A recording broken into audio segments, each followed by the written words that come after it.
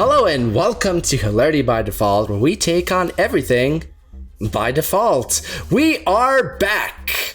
Oh man, this summer has been a very intense, crazy time, not just for us. That's the understatement of the year, and this year alone feels like a century. I swear, we've gone through like a decade's worth of news in four and a half months. Yeah, that sounds about right. From murder hornets to impeachment to global pandemic to I honestly, riots. I actually forgot about the impeachment crap, dude. Like seriously, that did happen, didn't it? You know, it did happen. Although, to be honest, the news media has been talking about impeachment for the last nearly 4 years, so it does feel like it's ages and ages and ages ago, no matter how you feel about the topic. But tonight we're gonna talk a little bit about where we've been and what the future of this channel and some of our other projects are coming to fruition, hopefully.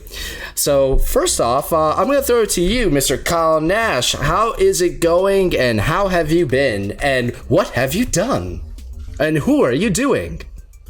Jameson's mom? No. Yeah, listen, I honestly, you know, with sports and everything going pretty much awry of late, I've not been doing a lot of the writing. Like you've heard me talk about my work with the Dolphins Wire of USA Today or Sports Media Pass. A lot of that hasn't been happening since, you know, sports for the most part has been kaputski at the moment. But what I've been doing other than Hilarity by Default, I've been doing some stuff with the Captain and Company morning show on oldschool101.com. And I've had an opportunity to make things more aware and bring more awareness to things in, you know, local to where I live over here in Central Florida. And, you know, I do that Captain and Company in the morning show. The host of it is actually the president of the Central Florida Association of Black Journalists. And we interviewed the mayor of Orange County just shortly after, like, Disney closed and things like that with stuff with COVID. And then just this past Monday, which I guess would be the 11th? 12th, the 13th. Sorry. So yeah, we talked to him again the 13th to talk a little bit more about COVID. We broached topics, you know, surrounding what Central Florida is trying to do, specifically Orange County, because that's where he resides. And for reference, that's where Orlando and part of Disney is Orange County. So Disneyland as well, oddly enough. Yeah. Well, that's a whole other concept. It's a whole other county.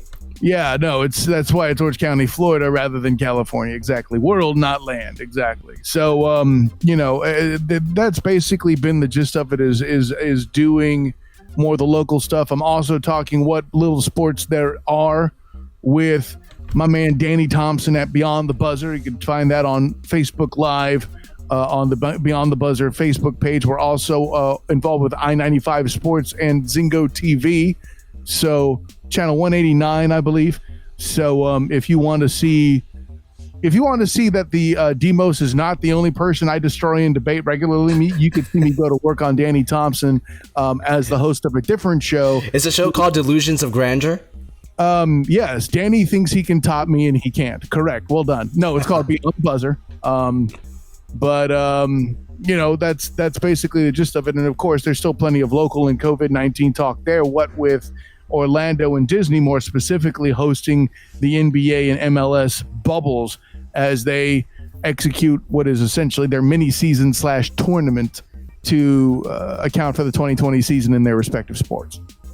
Well, that's really cool. It sounds like you've been very, very busy. As I have myself, I should point out that despite the fact that we haven't really aired anything in the last few weeks, we've actually still been recording quite a few episodes, which are going to be coming out soon.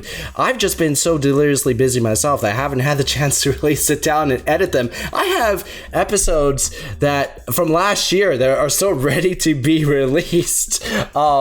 By the way, in case anyone's wondering, the reason why Kyle doesn't edit them is because he doesn't know how. So there's that.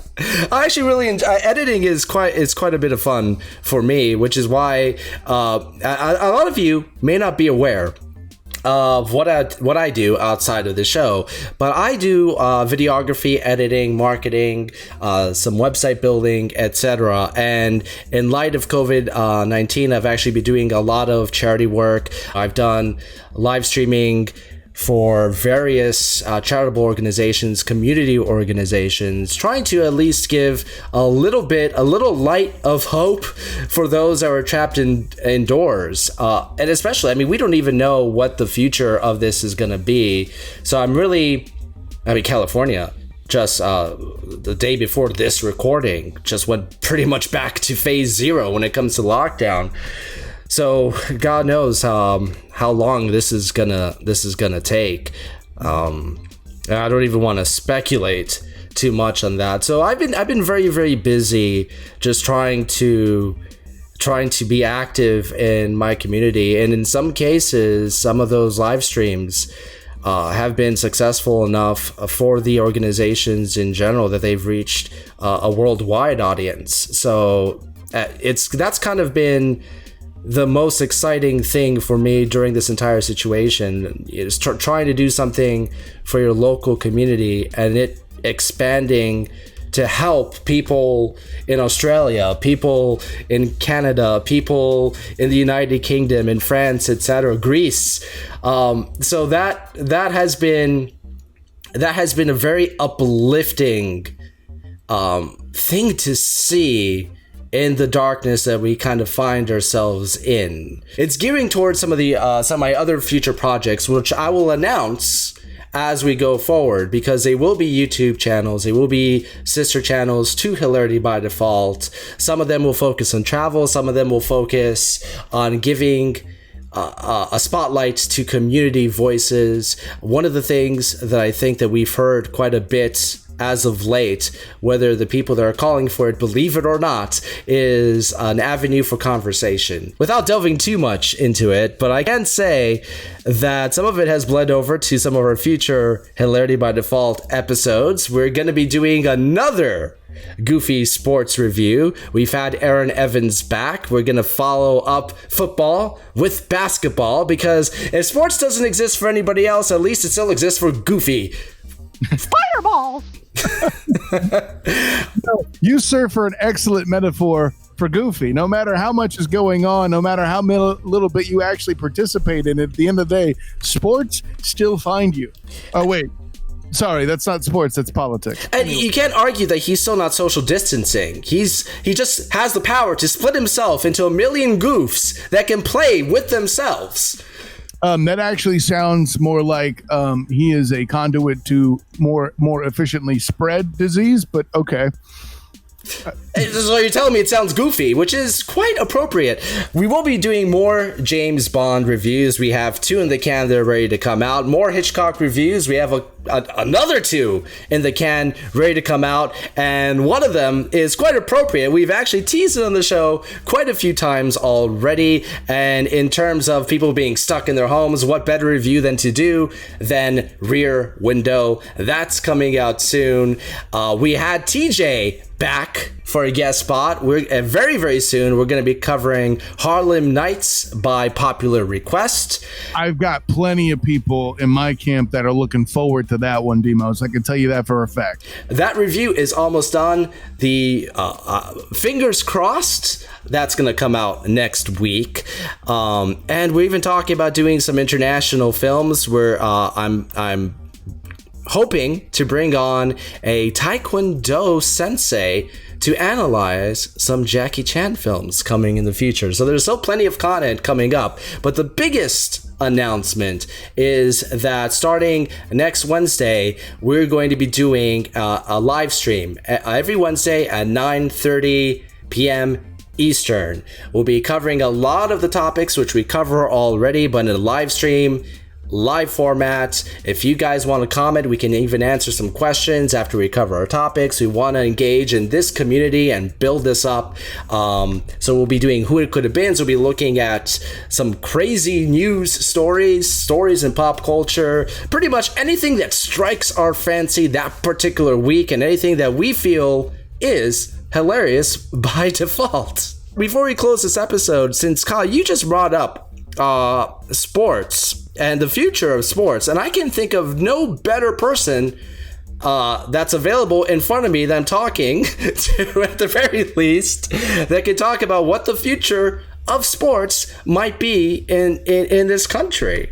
Yeah, WTF, what the future, right? Listen, man, at this point, that's still incredibly difficult to behold here. I would, you know, if we're in a situation where I could say, hey, let's table this until, you know, August, that would be my first instinct. But right now, what I find the most interesting / depressing is this time back in, say, March or April. Oh, well, we'll get past this by then. The NFL and college football, that's going to happen. And, you know, March Madness got canceled. That's just bad timing. And, you know, the NBA, they'll probably at least be able to do the playoffs, but everything will be fine.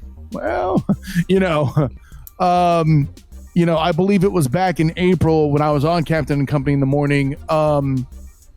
It was shortly after Disney closed, and I said, you know, they had extended it the first time, and the captain Chris Tiller said, June? Well, what do you think?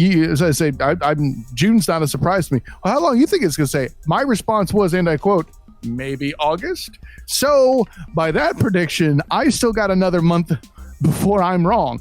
So I hope you're hunkered down for at least that much, folks. But hey, there's nothing telling me that it'll be shorter than that. Granted, there's some news of some treatments and things like that could be available late this month. But I think the biggest challenge there is, of course, making that scalable for mass distribution as COVID would require. But as far as sports themselves, listen, I got to give a lot of these leagues credit. They're doing a lot of things the right way. I know there's a lot of questionable press out there with the NBA and what's going on there.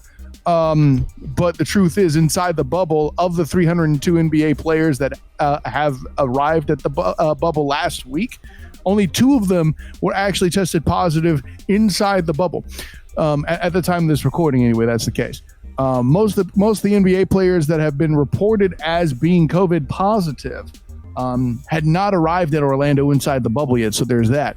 However, the MLS, listen, they're dealing with their own challenges. 2 teams have had to pull out of their tournament. So, you know, it's a tough situation all around. The future of sport, listen, I think if you can find things and alternatives that can be done virtually, you're going to win. And to be honest, I think golf, the thing that I don't consider a sport, yet I've started playing it even myself in the past week. It's the only thing you could do safely. I'm 40, sure, but I'd love to throw some blocks on some 20-year-olds thinking they can get to the quarterback past me and failing. I'd love to play some basketball and send some shot out into the cornfield not cornfield, this is Florida, into the swamp like I do when somebody tries to drive to the hole, but that's not safe. I'm left with golf. So I was actually about to bring up golf. I think I know the UFC is still doing matches, but without audiences. The whole Fight Island experiment by Dana White is incredibly silly too. But I mentioned golf; it'll be the bigger spike. This could be the biggest spike they have, if done right, since Tiger Woods first took up the sport. Golf has a better chance. The only other sport I can think of that you can socially distance and still compete is maybe bowling. I would give tennis a shot. I think that could happen. Oh, that is a very, very good point. Well, there is one other thing that came about from this entire COVID situation. Unfortunately, I still have my corona hair. And to be honest, at this particular point, I kind of want to see how far it goes. People have already started calling me Jesus, although the other day somebody said I look like a young Kurt Russell, which was the nicest thing I've ever heard. There's no way in hell you're that buff. A, B, your tan is way better. C, are you wearing a ponytail yet? I'm just asking. I can wear a ponytail. No, I have not worn a ponytail. That's painful. it's the ponytail is like one of those things that if I'm in a setting where I have to be a little bit more presentable, I'm open to it, but I'm not. It's not exactly what. Right now, I kind of have like a kind of a unmulleted MacGyver look. Unmulleted. That's a adjective for you. Unmulleted. I'm not shaving. I'm not gonna do any weird stuff like that. But I did talk to one of my friends that's a hairdresser, and she was telling me, you know what? Everybody keeps asking me, how do you manage long hair, because apparently it's coming back in style. Apparently COVID forced everybody to grow long hair. Now everybody wants long hair, and I was kind of ahead on the curve on that because I'm a lazy guy when it comes to hair. You've probably noticed on the show how lazy I am. If you can see my hair growing to a point where it becomes unmanageable, and then I get a severe cut. So I go months without getting any haircut, and I was just about 2 days away from getting a haircut when everything locked down. And that was, what, March? So at this particular point, I'm like, screw it. Everything might close down again next week. Who the hell knows? Although in New York, we're doing much, much better. Now that he got the COVID patients out of all the nursing homes. But nevertheless... let's see how far it gets. I'm gonna let you guys tell me what you think. Is long hair back in, or am I deluding myself? Or on the inverse, maybe the long hair will be the source of a newfound power, such as Samson. No, they'll probably just gonna tell you it sucks. No, that's how I'm gonna get buff. Kyle, you just mentioned that about Kurt Russell. That's how I'm gonna get buff. The longer my hair grows, the more muscular I'm gonna be. By the end of the year, I'm gonna have a 12-pack. Probably of beer, but I'm gonna have a 12-pack. I appreciate that and all the ridiculousness that you're offering, but at the end of the day, what I remain in telling you is, just lean into the tan. You're never going to be that white.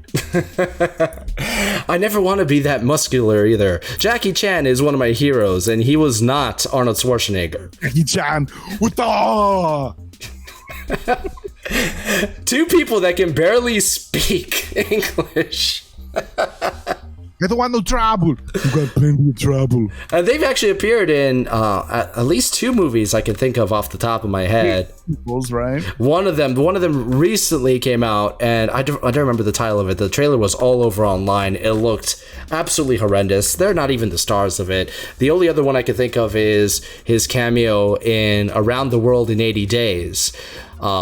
It's just okay for a kid's film. I tend to prefer the original David Niven version, but I will say it was kind of interesting to see the Wilson brothers actually playing brothers in one movie. That alone should make it required viewing if you're a fan of the Wilson brothers. That's a small list, you must. That is a very small list. There's one person out there who didn't know this. It's like, yes, I must watch. Kind of like there's a short list of people that had to watch Cowboys and Aliens. Much better movie. FYI.